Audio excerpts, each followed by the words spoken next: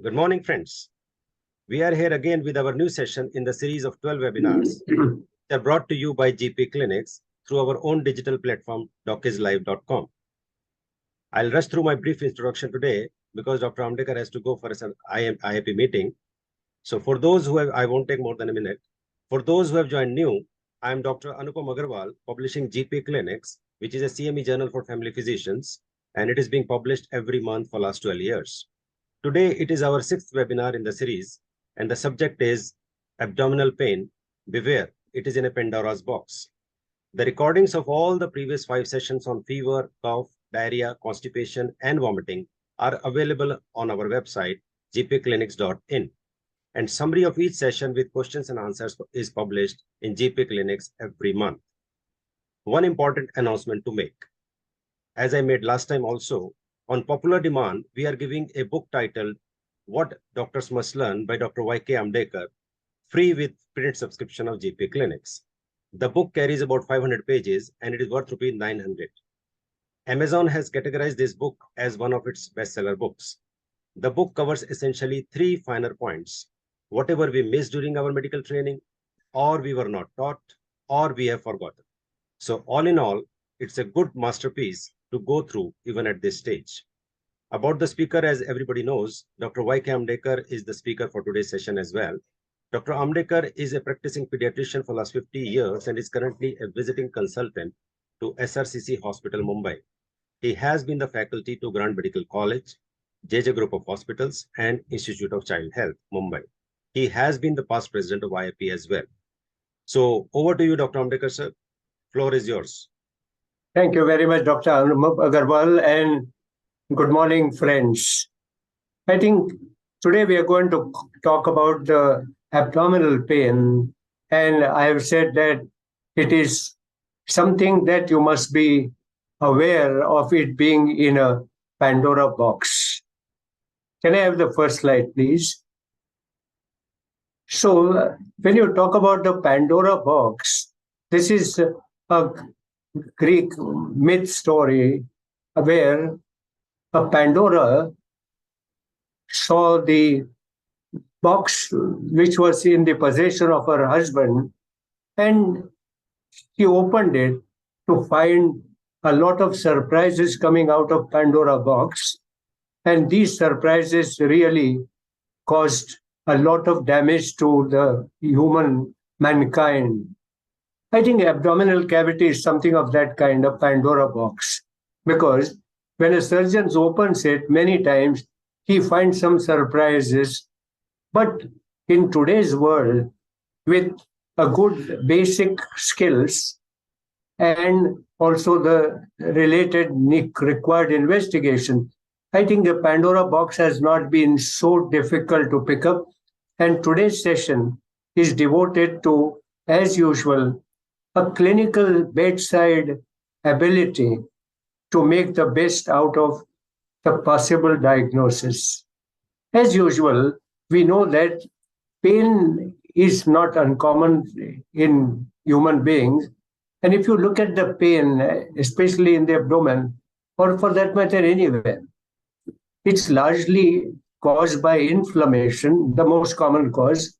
Sometimes encapsulated organs, when the capsule is stretched, you also get pain, like a liver, for example. You also get the pain out of a vascular or a neurogenic origin. Sometimes the pain could be referred to another site, like a knee joint pain could be referred to a hip joint, and you might miss it totally. And of course, there is a psychogenic pain as well. But when you relate the basics to abdominal pain, I think largely we must understand a visceral pain and a parietal pain. Visceral pain is related to the intestine, for example, the organ itself. Usually it's a poorly localized pain. It's a dull ache and is often accompanied by autonomic disturbances like sweating, vomiting, feeling nausea, etc. But when it's a parietal pain, which means the peritoneum is involved, then the pain is very sharp, it's very severe, and it's often very localized. Keep this concept in mind, a great deal of importance. A visceral pain versus a parietal pain. And I think that is the basic understanding of abdominal pain. Of course, one step further is if your disease originates from a solid organ, then usually it's a dull ache. But if it comes from the hollow organ, then there is usually a colicky pain, which means an episodic sudden outburst of pain. And then in between the two episodes, you have a relief from that pain. I think it's very important to understand the embryology that abdominal organs are derived from the foregut, the midgut, and the hindgut. And why this is important for a clinician to understand is that each section has a common afferent visceral nerve, which means that the organs which are derived from the foregut share a common afferent visceral nerve. Therefore, the pain is often not very localized, poorly localized. And this is important to keep in mind. Okay, then a somatic nerve is specific to each organ. So keep a note of this. There is one common afferent visceral nerve which takes care of all organs coming from either foregut, midgut, or hindgut. But beyond that, there is a somatic nerve which is very specific to each organ in that area. And there is an overlap often between these two nerves, the visceral nerves and somatic nerves. We'll come to the importance of this as we go further on that. Can I have the next slide, please? Now, the next slide tells you how location and type of abdominal pain is very, very important. Often there is a quadrant pain, that means some part of the abdomen, either the upper, middle, or lower part, or on the right or left or in the center. And it relates to the diseases coming from those organs which are situated in that quadrant. Often there is a periumbilical pain, which is related to organs derived from the midgut during organogenesis. And what are these organs? Intestines, appendix, and lymph nodes. So periumbilical pain may come from these three organs in abdomen, whereas a quadrant pain typically a right. Hypochondrial pain is a liver, gallbladder, or maybe a epigastric pain, the stomach or a pancreas, and a left-sided pain is due to spleen, and so on and so forth. And that is how the pain in acute appendicitis starts as a periumbilical dull pain, because appendix is derived from the midgut, and that represents the periumbilical area. It's a common afferent visceral nerve, as I told you. But very soon, in next 24-48 hours, the inflammation affects the peritoneum, and then there is a sharp, localized, severe pain to the right iliac fossa where the appendix is situated. This is important to understand the basics. That's how on day one of the onset of acute appendicitis, the pain is not in the right iliac fossa. The pain is in the periumbilical area, and it's dull ache. And you might just feel that there is nothing much. It's an intestinal problem. Just wait and watch. By the next day, the pain is becoming extremely severe, sharp, localized to right iliac fossa. As I explained to you earlier in the last slide, colicky pain is due to hollow organ, and you have intestine, a ureter, and the bile ducts as three hollow organs in the abdomen, and any colicky pain can come from those sources, like you have a biliary colic, a renal colic, or an intestinal colic. But a dull ache often comes from solid organs. Now, having understood these basics, let's get to the next slide, please. Now, this is for your interaction. Abdominal pain may be a manifestation of one of the following systems or whatever. What are the systems? Hematological system, respiratory system, or central nervous system. All of the above or none of the above. Your time starts now.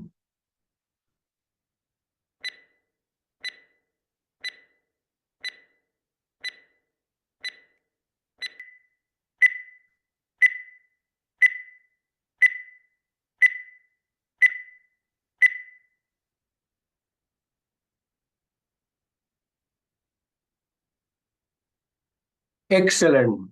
What a perfect answer. All of the above. I want to explain you how abdominal pain may not necessarily come primarily from abdominal disease. For example, in a hematological system, for example, you may have a sickle cell anemia, and because of sickle cell, you may get a severe intestinal colic. The pain is in the abdomen, yes, but the primary cause is somewhere extra abdominal in a hematological system. What about respiratory system? Yes, again, a diaphragm can start in opposition with the lower lobe of the lung. And if there is a lower lobe pneumonia, you have also diaphragmatic pleuritis, and the abdominal pain might be apparently localized to the right hypochondrium. And the patient will complain of a right hypochondrial pain. It's not coming out of the liver or gallbladder, but it's coming out of the pleura, which is close to the diaphragm, diaphragmatic pleura.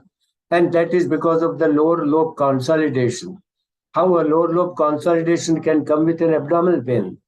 And of course, even in central nervous system, for example, the abdominal migraine or an abdominal epilepsy are the classical examples. Well, fortunately, I'm sure they are all rare. But this interaction was only to make us aware that abdominal pain may not necessarily come from a primary abdominal disease. And I think that is what is important for us to remember.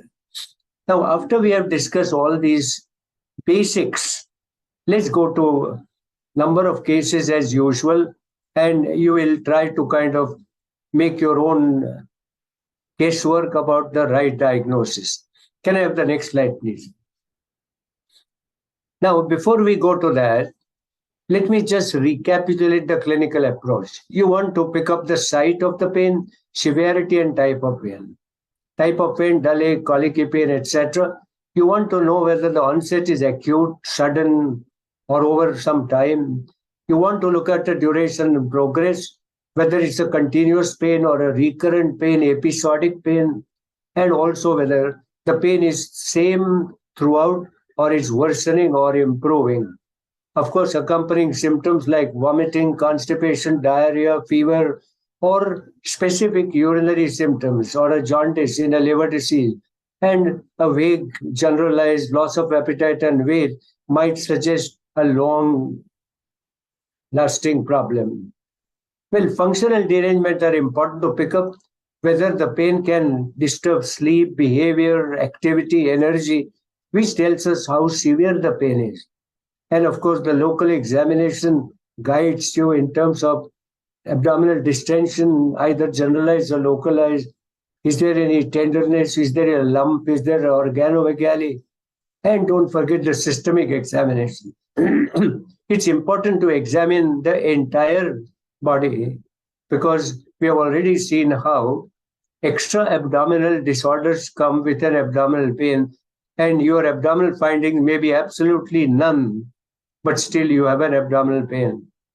Don't forget the red flags, in which case you will act quickly and efficiently.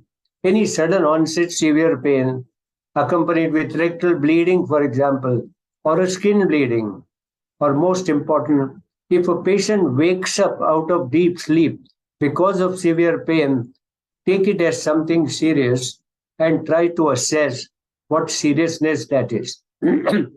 Having given all this, let's get to now our cases. The next slide, please.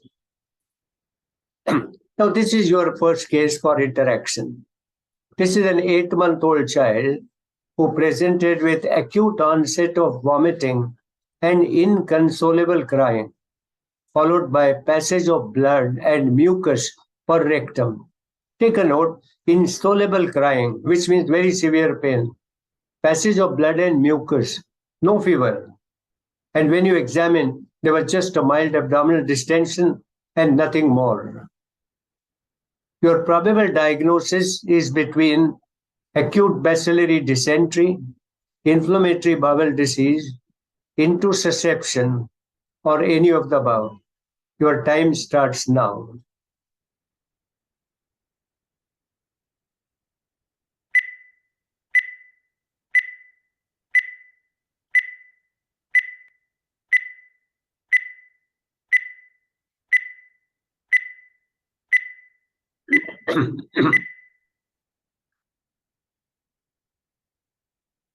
Excellent. I think all of you have almost understood the basics very well. I think why is it an intussusception? First is it is an acute onset disorder. What is acute onset is usually mechanical or vascular or neurogenic, but not just inflammatory. So your first impression is that this is an acute, sudden onset, but it is also coming out with blood and mucus in the stools, which means that there is something happening out of an acute physical problem, and the pain is extremely severe. That is typical of an intussusception. The slide, please, again. The intussusception, because of severe pain, might give you an idea that this could be something else, and blood and mucus might misguide you to a possible inflammation. But I'm very happy most of you got the right answer. Let's move on to the next case. This is a younger infant, 3-month-old, had an inguinal hernia and was scheduled for surgery after a week. Meanwhile, he developed fever and suddenly started a crying episode, which was followed by a blood and mucus in stools. Now, history is something similar, like the first child. He cried, but the first child cried inconsolably. But all the same, this child is also crying. That child also had a blood and mucus. This child also has a blood and mucus. But just look at it very carefully. That child did not have fever, but this child has fever. And both previous child and this child, all it shows is a mild abdominal distension. Well, this was a hernia already there. The hernia came up, which is natural because of his crying. Now, your probable diagnosis is between acute bacillary dysentery, inflammatory bowel disease, intussusception, or none of the above. Your time starts now.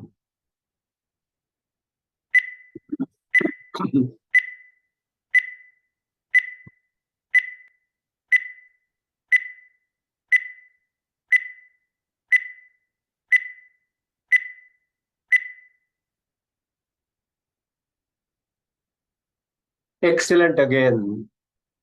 I think, see how you all picked up largely a small hint that the first child did not have fever at all, and it all happened suddenly. This child starts with fever and then goes on to develop something. This is a classical and acute bacillary dysentery. Take a note that what looked like a bacillary dysentery in the first case was really an intussusception, and what may look like an intussusception in this second case was bacillary dysentery.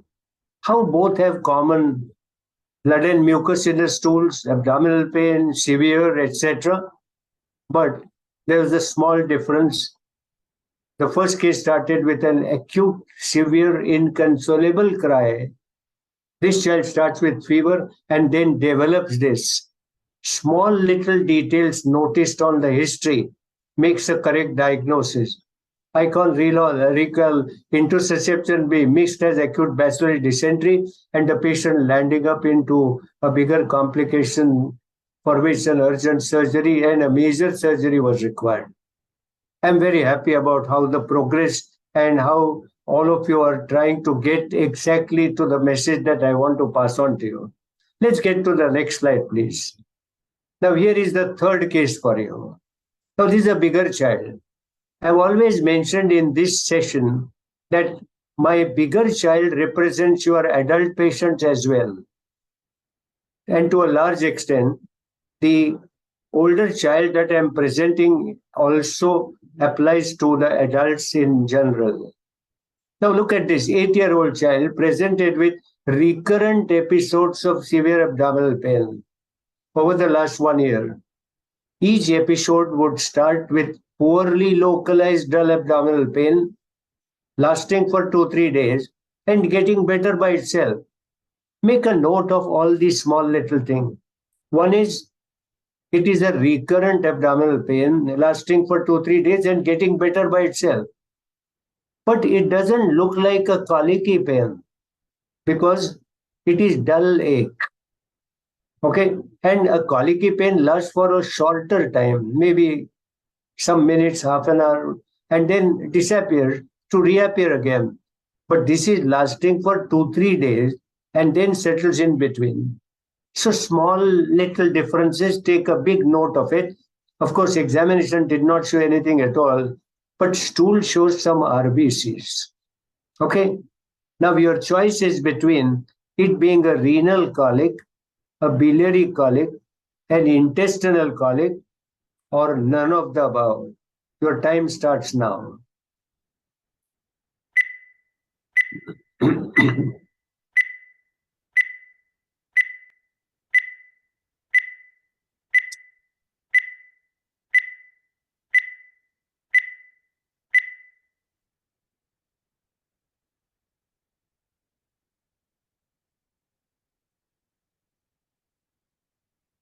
Yes, most of you thought it was an intestinal colic.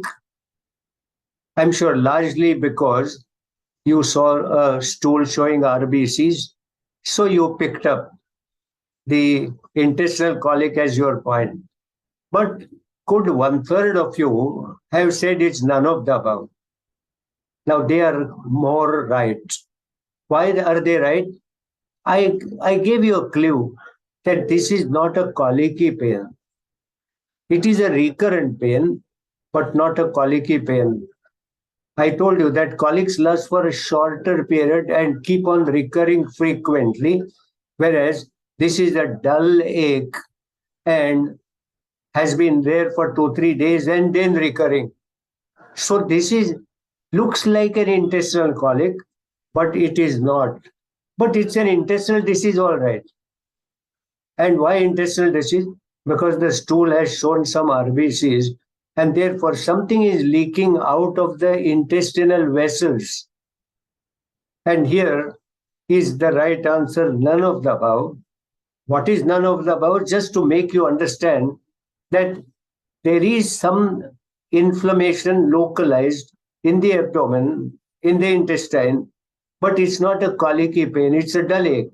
That means it's a small localized area in the intestine. And had it been in the epigastrium, you would have called it as gastritis or an ulcer. But it's in the intestine. This is called as a Meckel's diverticulum. It is something like an acid patch in the intestine, and you have almost like a gastritis or an ulcer pain, which comes, lasts for some time, disappears, but it's not colicky, it's more dull pain, right? Again, I've chosen cases which have a small differences between many simulating diagnostic issues, but when you look at it carefully, you find a difference. I won't blame you if you said an intestinal colic. Intestine, yes, but not colic. That is exactly what led an equal number of you all getting into a none of the above as a possible diagnosis. Good. I've always said in my session that I want to stimulate your thinking a little at a higher level, simply because you are practitioners who are very eager to learn something more, and I must give you that something more. And I'm so happy that all of you are getting onto exactly what I hope my sessions can do that. Let's move on to the next slide, please. And the next case talks about a 3-year-old child who presented with fever for 2 days and severe abdominal pain that continued for a week. Pain was severe but dull ache. Now take a note. I'll start giving you a little clue for that. Fever disappeared within 2 days. Fever did not continue, but the pain continued. Okay. Look at acute bacillary dysentery. The pain, fever quickly disappears one after another. The blood and mucus might continue for some time. Here the pain continued. Pain was severe, but dull ache. Okay. Once you understand this, again, physical examination did not show anything at all.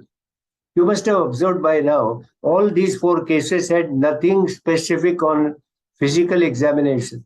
But your probable diagnosis rests on a good, detailed understanding of the history. So take a note of this. And now your probable diagnosis is between amoebic dysentery, inflammatory bowel disease, acute vasculitis, or none of the above. Your time starts now.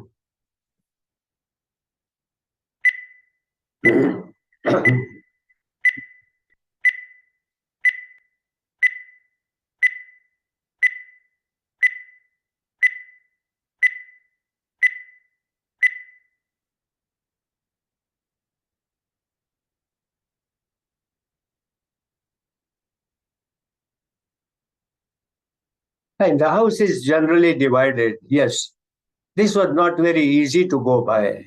Okay. Amoebic dysentery is not so common in children, but when it happens, fever is not often an accompaniment, and often you have an acute onset of blood and mucus, rarely, but often it's a chronic disease. Inflammatory bowel disease continues with inflammation, and that means it continues with fever as well. So, to that extent, this does not look like a continued inflammation, but yes, it did start with what looked like an inflammation. And therefore, inflammatory bowel disease generally would have gone on with fever, often with blood and mucus, etc. But small differences make it less likely. Acute vasculitis is the right answer. What happens in vasculitis? It suddenly starts with fever, but it's self-limiting because the cause is often idiopathic or not known.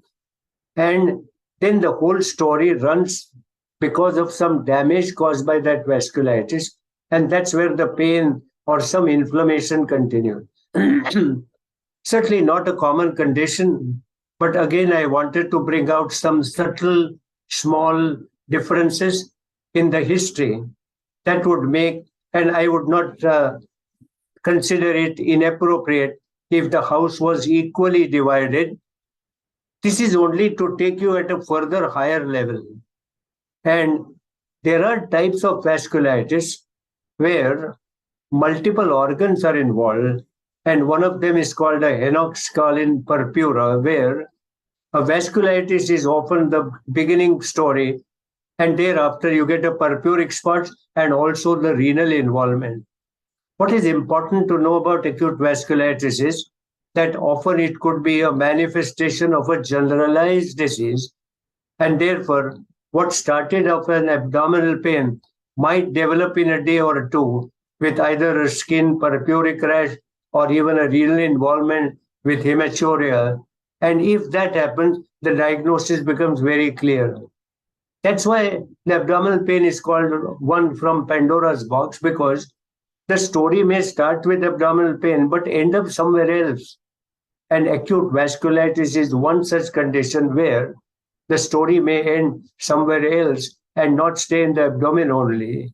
And I just wanted to bring this kind of a rare disorder, surely, but just again to take you to a little deeper level of understanding that I told you right in the first slide, that pain could be inflammatory, neurogenic, vasogenic, referred, or psychogenic. Each time you get any pain anywhere, you consider all these 5 probabilities and then hit on many other points in the history to make a probable bedside diagnosis, right? Good. So let's move on to the next slide, please. So far we have seen different kinds of abdominal pain, and I'm so happy that all of you are getting exactly closer to what a good clinician would do. Now, this is again an older child. So imagine he's an adult as well. A 10-year-old child presented with severe, continuous burning pain. Make a note. This is a burning pain. This older child or an adult classically describes it as a burning pain over the left lumbar region for the last 2 days. There is no other symptom at all. Make a note, it's a localized pain, only in the lumbar region, but it's a burning pain. So far, we looked at dull ache, we looked at colicky pain. Okay, this is a burning pain. Okay, patient feels like something is burning there. Something funny, right? Physical examination again does not show anything at all. Now, your probabilities are renal colic, acute appendicitis, acute vasculitis, or none of the above. Your time starts now.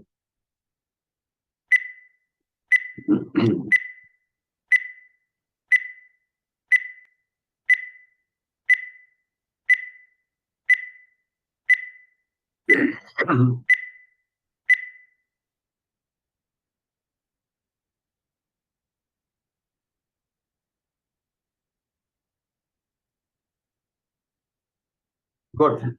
The house is also divided, as I see, and not so wrongly. Again, I want to emphasize that my whole idea was to generate some more thought process in your mind and take you to a higher level. I am aware that those of you who like to join such programs are very eager to learn something beyond what you have been routinely saying. And friends, it gives you a thrill when you pick up something little unusual, little uncommon, and it gives you an impetus and a boost to learn more and more. After all, in medicine, you learn forever, and at the end of the years of learning, you realize how little you know. That's the fun of medicine. Now, this is not acute pyelonephritis because, yes, it is at the lumbar region, but a typical acute pyelonephritis starts with high fever and the pain radiating to the back. This child has got a localized pain. Okay? You are right in thinking that at that lumbar region, you have a kidney. So you thought, yes, it was a acute pyelonephritis. But it was not accompanied with high fever, which is classically an acute pyelonephritis. Obviously, it is neither a renal colic because it's not a colicky pain, nor it is any acute vasculitis because there is no evidence of any vascular pathology or having come out with an intestinal vasculature like little blood, RBCs in the stool, etc. That's what we saw earlier. And therefore, what I wanted to drive at you on this patient is this characteristic of a burning pain. A burning pain relates to the nerve, and this is the neurogenic pain, right? That is the clue. Acute onset, neurogenic pain. And this was a herpes zoster. A day or two later, you will find the vesicles coming around the half side of the abdominal wall along the nerve path. And this was not an abdominal pain, but a pain out of a herpes zoster over the abdominal wall. I wanted to bring one neurogenic pain in your discussion. We saw one vascular pain, vasculitis. We saw one mechanical pain like intussusception. We saw an acute bacillary dysentery. And this is the neurogenic pain. What is the characteristic of a neurogenic pain? A burning pain. And localized to one nerve segment. And this turned out to be a herpes zoster. The next day or a day after, small vesicles came, and you know how severe and burning a pain of herpes zoster is, might fool all of us as an abdominal pain for a day or two, only to realize that this was herpes zoster. Can we get to the next slide, please? Now, the next slide takes you to another older child, 8-year-old, fever off and on, abdominal pain and loose stools with mucus, occasional blood. All this is going on for 1 month off and on. Well, there is also loss of appetite and loss of weight. Take a note of all these small little things. Again, all these patients that we are discussing there are hardly any physical examination signs. These are the problems when examination doesn't tell you anything at all, but a good history points out to a probable cause. I've selected cases without any abdominal finding only so that we understand how history is very, very important even when physical examination does not show anything at all. Now take a note, fever off and on for a month, loose stools, abdominal pain off and on, mucus, occasional blood. So learn to decide where is the anatomy first in the abdomen, and then it is little chronic. It has lost weight and appetite. So now your probabilities are, is it chronic amoebiasis? Is it intestinal tuberculosis? Is it inflammatory bowel disease? Or it is any of the above is possible? Your time starts now.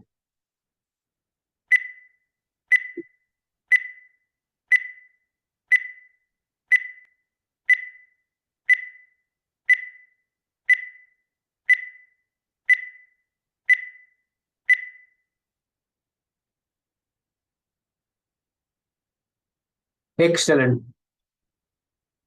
The whole idea was to expect you to say it is an intestinal tuberculosis. And I wanted to give you a very important message on this, that intestinal tuberculosis almost never has diarrhea. Okay, take a note of this. Intestinal tuberculosis is in the intestine, but not in the mucosa. It is in the submucosa. It's a mucosal disease which causes loose stools, mucus, blood, etc. And it is rare for intestinal tuberculosis to present with recurrent loose stools, blood, mucus, etc. because it is primarily a submucosal disease. And what does submucosal disease do ultimately? It starts healing and produces an obstruction. So typically, an intestinal tuberculosis comes with a subacute recurrent intestinal obstruction. At times, in an obstructed intestine, there could be an occasional loose stool, and therefore a typical textbook presents is that an alternating constipation and diarrhea, but the presentation is typically an intestinal obstruction and not intestinal diarrhea. This is often mistaken for an inflammatory bowel disease, and I must congratulate you for picking up intestinal tuberculosis because the best of the gastroenterologists, GI specialists, have not been able to differentiate, even on investigation sometimes, between intestinal tuberculosis and inflammatory bowel disease because both look very, very similar. But a classical inflammatory bowel disease has always blood, mucus, etc., whereas a classical intestinal tuberculosis rarely has primarily loose stool, but more often constipation, etc. Right? But I won't blame anyone. I would have also first said, could it be an intestinal tuberculosis? And again, a lesson to learn that two things are so close to each other. Let's get to the next slide, please. The seventh case is a 6-year-old child who presented with high fever and severe abdominal pain for a day, followed by a generalized seizure. Take a note. This child starts with fever and severe abdominal pain. So something happened in the abdomen, all right. But a day later, had a generalized seizure. Child is drowsy, responding to pain, but there is an abdominal distension, no localizing sign. Your probable diagnosis is between meningitis, encephalitis, toxic encephalopathy, which means something in the abdomen is causing toxins which are causing a CNS disease, or it could be any of the above. Your time starts now.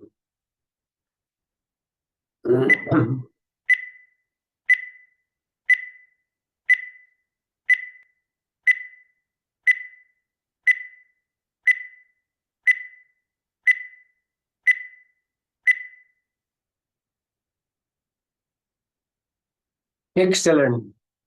What a perfect answer. This was to bring to your notice that at times the toxin that is produced by the intestinal infection takes a priority of getting on to the complications much before even a blood and mucus arises on the scene. Occasionally, one sees an acute bacillary dysentery leading to toxic encephalopathy or leading to any other complication. But at times, the complications precede the classical presentation of a primary disease. And this is where we start looking at what could be the possible cause. How could you have guessed this right? It is not meningitis because meningitis in an older child or an adult starts with high fever, then headache, irritability, vomiting, and then maybe a convulsion. Convulsion is almost not seen in meningitis unless it is totally neglected and allowed to get worse. So this is not meningitis. If it was encephalitis and a fever starting with a seizure and drowsiness, but there is no reason for any abdominal pain. So fever and abdominal pain on day 1, day 2 presents as an acute inflammatory intestinal disorder, which has now caused an encephalopathy. And wait for a day, this child would have shown you a blood and mucus in a stool. And this is how classically a Shigella dysentery can present with toxin producing complication much before an intestinal inflammation presents with blood and mucus in stool. This was just to give you an idea that sometimes the whole sequence of events get totally upset and a complication comes before the primary site of disease is visible. And this is one such example. But you could have said this is not intracranial infection directly. Therefore, it's an intestinal disease causing a CNS complication. And what is that? That is typically a toxic encephalopathy. Good. Again, to make a point, I want to bring out every time some small little, not so common, but a good clinician would even suspect that, or it is enough to suspect that, oh, this is not the usual run-of-the-mill meningitis or encephalitis, and I need to kind of investigate and look beyond. I think this is just to stimulate your thinking how we may not come to a correct diagnosis, but we will know the correct direction in which we start managing this patient. And I'm very happy that large number of you got the toxic encephalopathy as the right answer. Let's go to the last case of today's session, and that is case number 8. Can I have the next slide, please? Now, this is an older child again who presented with dull periumbilical abdominal pain for last 3 months with varying severity. No other complaint, no loss of appetite or weight. Now take a note, it's dull pain. So obviously it's coming from some viscera maybe. It's periumbilical pain. So coming from somewhere, and I told you, possibly it's either the intestine or the lymph nodes, 2 common organs sitting there periumbilical. And it is going on for last 3 months. It has been of varying severity, but make a note. There are no other complaints, but there is not even a loss of appetite or weight. He's apparently all right. 3 months of continuous disease in the intestine has not made any impact on his health at all. But as usual, the physical examination was normal, but ultrasound was done. Naturally, anybody who has a severe pain like this and you know nothing, ultrasound is the first investigation. And it showed few small lymph nodes. Take a note of all this right story and take a note of what few small lymph nodes are like. And now your probable diagnosis is it a celiac disease? Is it an intestinal tuberculosis? Is it a lymphoma? Or is it none of the above? Your time starts now.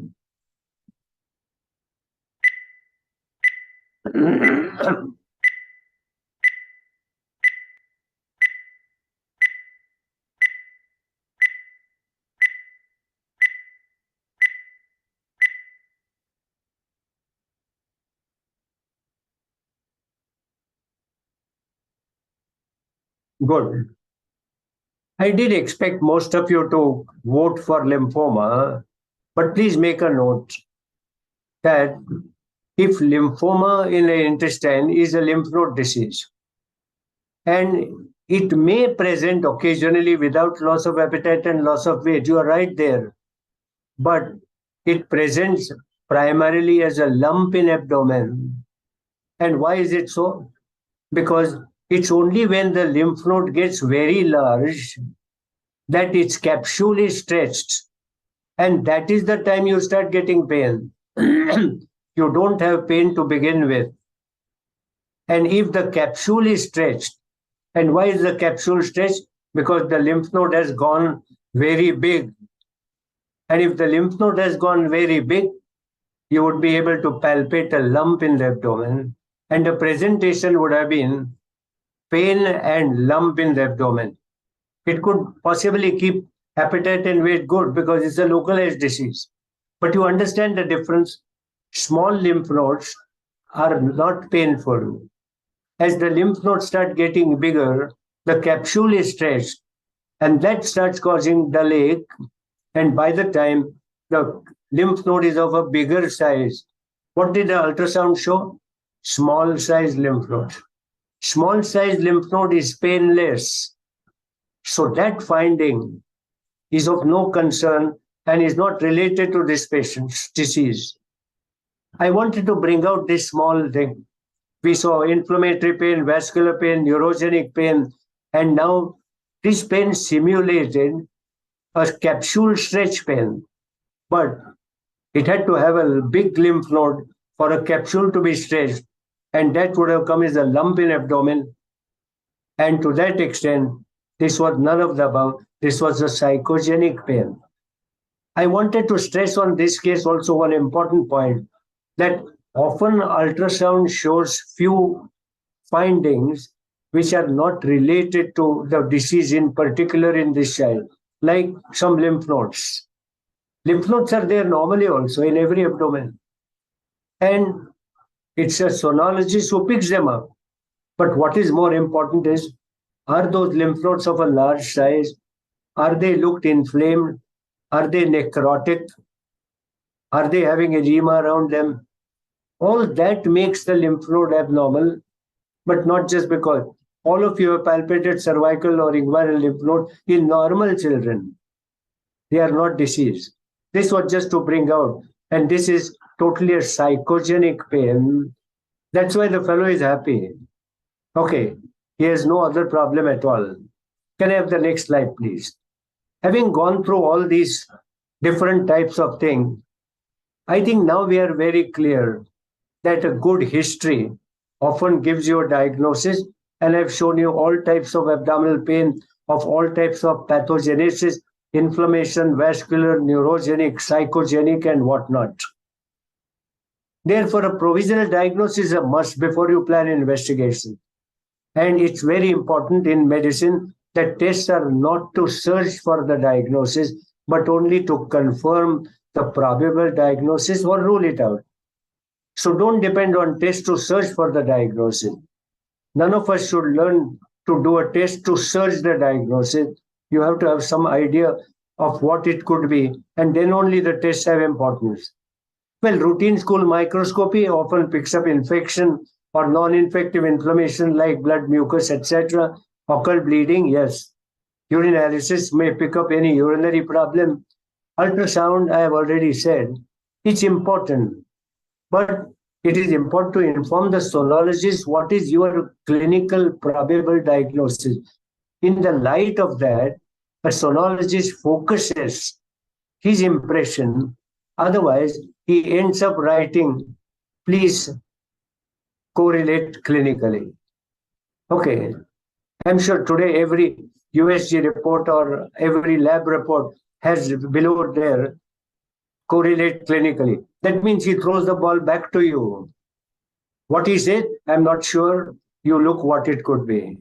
And I think the tests for abdominal pain are necessary only when you have some provisional diagnosis, and then only you correlate. The last patient has lymph nodes in the abdomen, but they were not significant and they did not correlate with our clinical symptomatology. Therefore, we called it irrelevant, and therefore we diagnosed that psychogenic, right? The next slide, please. And the next slide is for you to interact again. This possible test does not correlate with the cause of abdominal pain, which means the tests are positive, but that is not the cause of abdominal pain in this patient.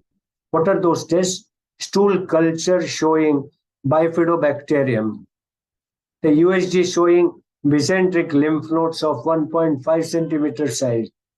Plain X-ray abdomen showing a calcified spot in the liver.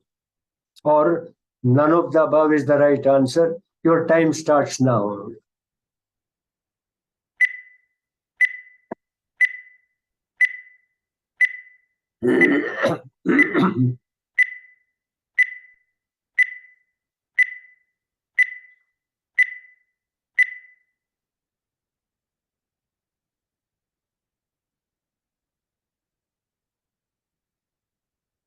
Excellent. Majority of you have understood how the limitations are. Cultures in the stool often shows some comments are there. After all, the stool is a waste product, and there are always some bacteria, fungi, etc. You need to correlate the positive test with a clinical profile. Lymph nodes, I've already told you.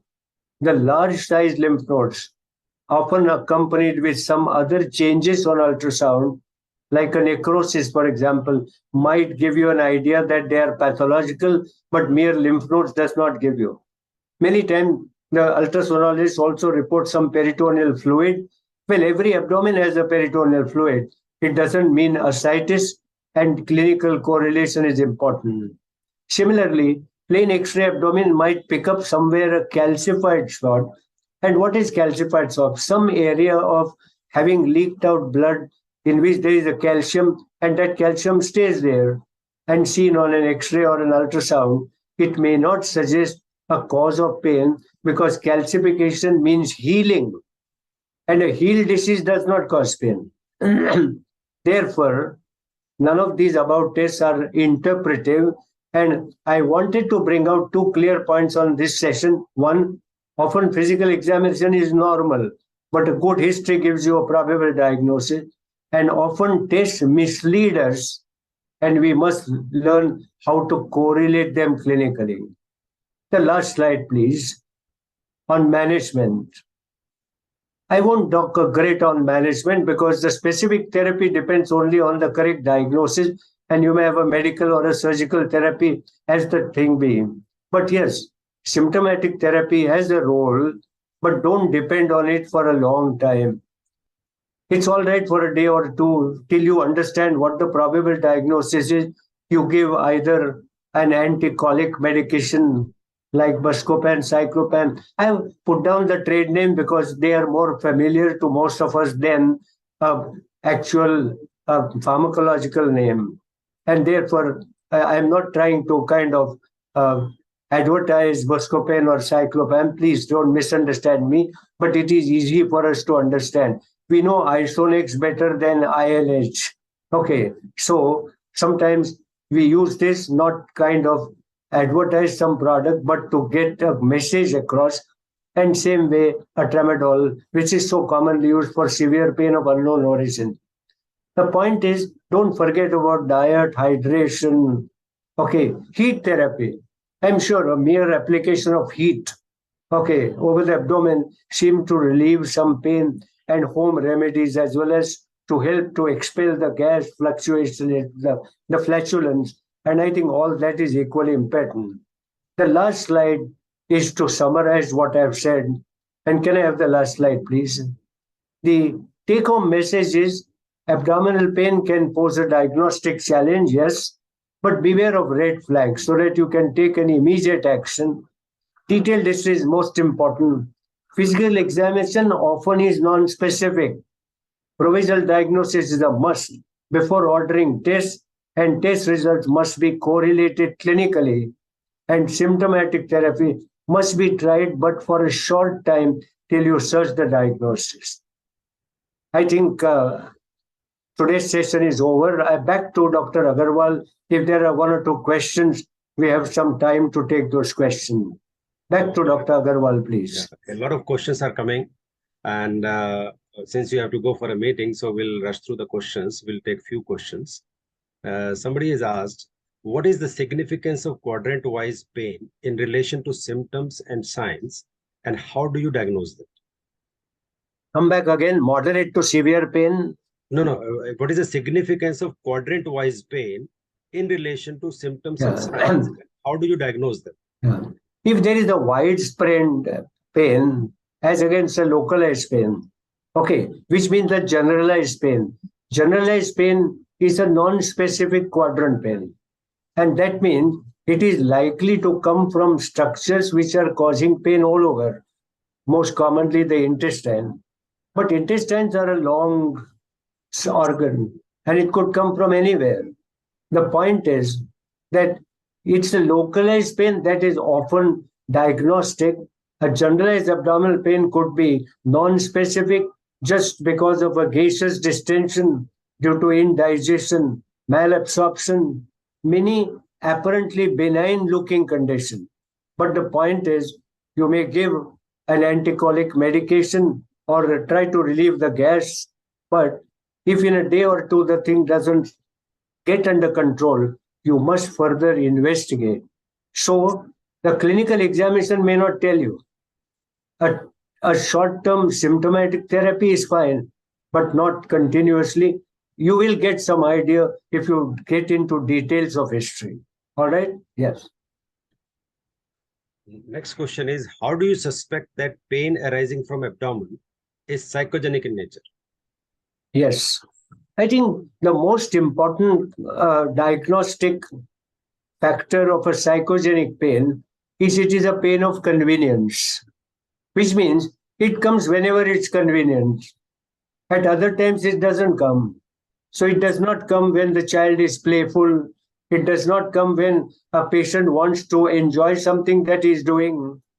But whenever the patient is asked to perform something that he hates to perform, then the pain comes.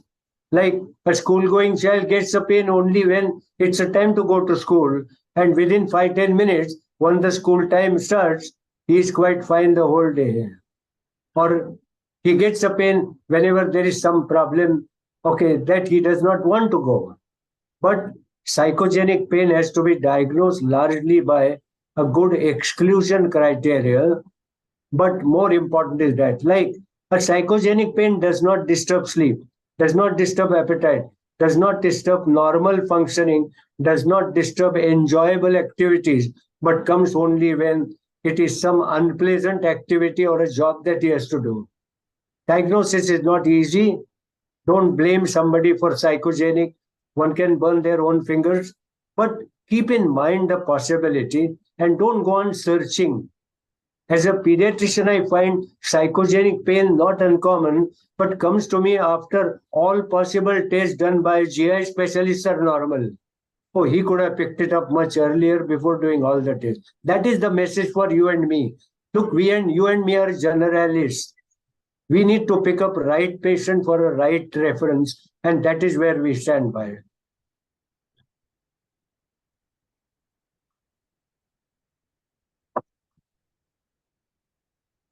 So the next question is, it's a related question. How to treat psychogenic pain arising out of abdomen? A very good question. And very good because it's not easy.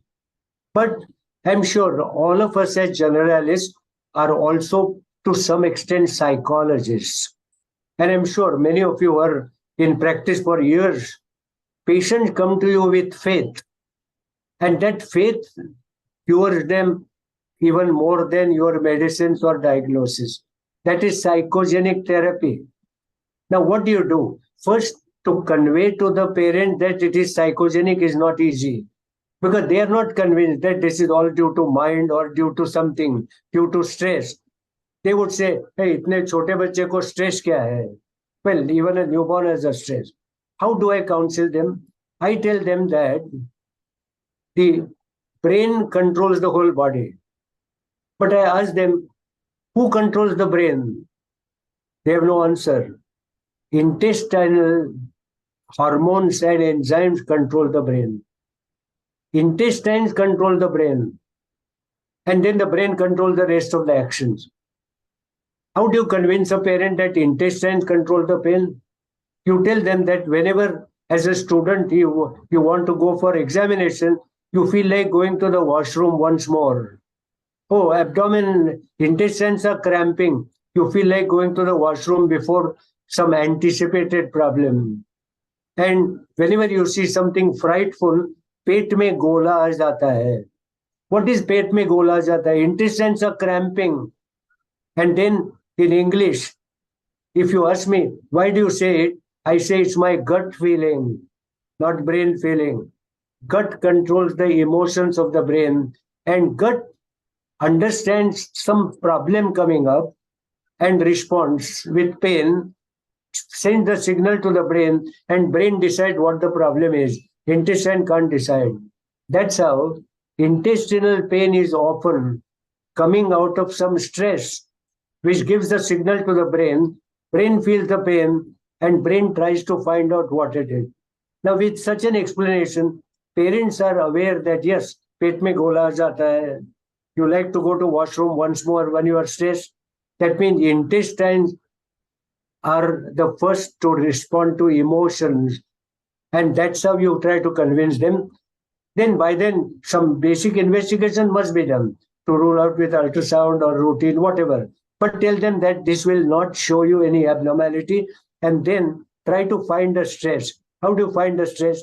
For example, for a school-going child, the stress could be in the school, could be with the friends, or could be in the family itself. Try to find out. I've had children who would get abdominal pain. When you get into details, I found that his abdominal pain comes on a school day when there is a mathematics class. And it comes 4 times a week because there are 4 times mathematics class. Then we understood that he was so good in mathematics, he thought it was a waste of time to listening basics in mathematics. He would avoid to get to that class, and the only way is to have an abdominal pain. Remember 2 things. Abdominal pain is felt as a genuine pain. He is not faking pain, but it is not due to any organic cause. That is called functional pain. If simple making parents understand this does not make the way forward, I think send them to a psychologist. It's not a psychiatric disease. It's a psychological disease, but it's not easy. I think whatever remaining question, Dr. Anupama Agarwal, I can answer them on details, and that you can publish in the GP clinic. If there are many more questions posed, please send them to me. I will give you all answers. But I think the time is getting up now. And if with your permission, back to you to end the session. Okay, sure, sir. Thank you. So thank you, Dr. Amdekar, sir, for this wonderful session. We hope this interactive session would have made learning interesting for attending doctors to help empower their practice. On behalf of GP Clinics and DocIsLive.com, I thank all the doctors who have attended this session. Please note the date for the next webinar. It will be 29th January, Sunday, 11 a.m. same time. The topic would be pallor, bedside diagnosis possible. So thank you once again to all of you. Good day. Thank you. Good day to all of you.